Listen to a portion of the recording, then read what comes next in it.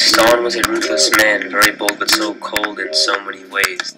It took him no more than 2,000 days to finally land in command of the Communist Party. After a while, Stalin's biggest rival, Trotsky, was forced into exile. Stalin now stood as strong as a tower with absolute power who posed as a dictator. Stalin was a vicious man who had a plan. He had fate to create a totalitarian state. Like a strong tower, he created a police state to maintain his power. They executed so many so-called traitors, it added up to a bloodshed of 1 million papers. Remember, Stalin would do anything to gain power. He would turn against members of the communist power, and so when people looked at him as a coward, because he launched the Great Purge, a campaign of terror directed at eliminating anyone who threatened his power. Thousands of Bolsheviks to trial. All news, motion pictures, and the radio were controlled. It was like living a life that was foretold. Like the rest, people had to detect and find a solution, but instead Stalin ordered a pollution of religious persecution that came into effect. But the group suffered even greater. Police destroyed churches and synagogues that were magnificent and significant. Stalin stole control of people's freedom that would put a hole in someone's soul. People had no power. They couldn't even fight. They couldn't even fight for their own right. Stalin began to gain complete control of society. He was setting his plans to overhaul the economy. The government didn't only try to control religions. They controlled and made all economic decisions. They had to limit the induction of consumer production. As a result, people were short of food. People faced severe shortages of housing, clothing, and necessary goods. Stalin tried to form a nation of industrialization. His first plan was a failure that led to frustration. His second economic plan wasn't so stressful. He formed a production of steel that led to be successful. Stalin stated that the Russians were 50 to 100 years behind advanced countries. He wanted to go further in evolution. He decided to start an agricultural revolution. Stalin sent his secret police to the farms where peasants were unarmed and faced much harm. Stalin's totalitarian rule revolutionized Soviet society. It created a lot of anxiety, but also allowed people to have roles of a variety. Women and men were unequal. When the Bolsheviks decided that women should gain rights, they were considered equal.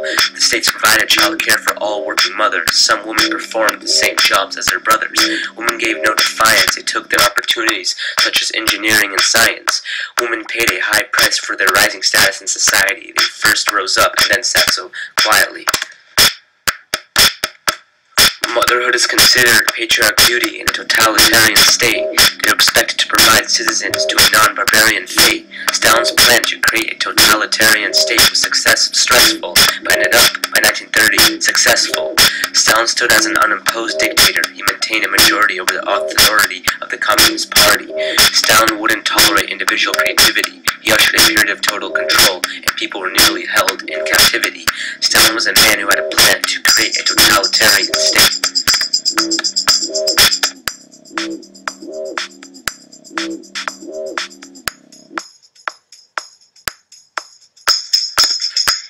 Italy wanted a leader who brings satisfaction. They didn't want anyone who'd do work in a fraction. That's why they elected Benito Mussolini to rescue Italy by taking action. He promised to revive the economy by finding solutions and sources to rebuild Italy's armed forces. As Mussolini's voice has sounded and the economic failures resounded, his popularity increased and the fascist party was founded.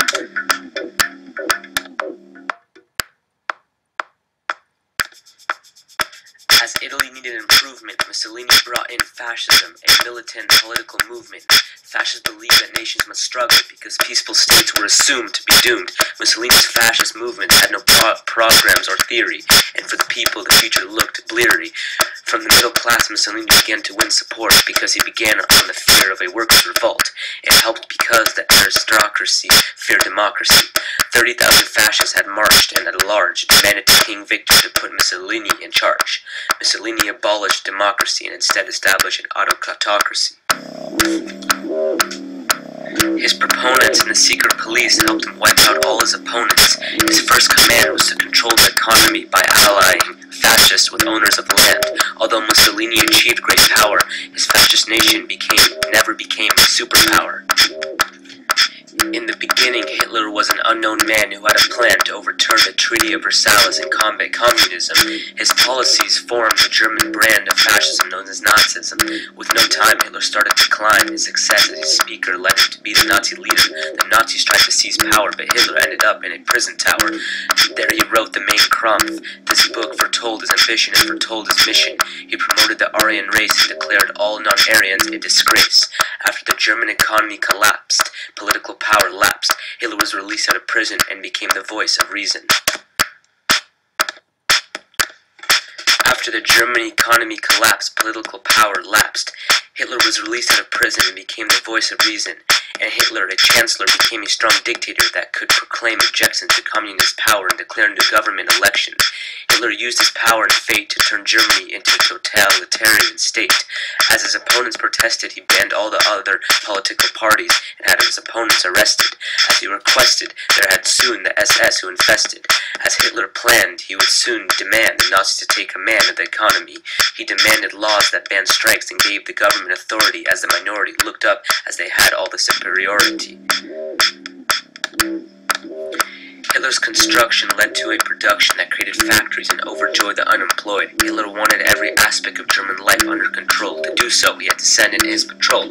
Everything changed to Hitler's rule. He turned the press, radio, and film into propaganda tools. Even though Hitler was wrong, Hitler believed that continuous struggle brought victory to the strong. Their population was less than the few. They were the Jews. They were a key part of the Nazi ideology. It was like there was something wrong with the Nazi psychology. They never even came with an apology. This led to a wave that would soon enslave and lead to anti-Semitism across Germany. Jews were polite, they didn't hate non-white, but there were still laws depriving them of their right. As accounted violence against Jews were mounted, Nazi mobs moved as fleets attacking Jews in their homes and on their streets. They destroyed thousands of buildings that a Jew owned, but there was nothing Jews can do except moan. Hitler was an awful man who had a plan. He affected the society which brought upon an anxiety.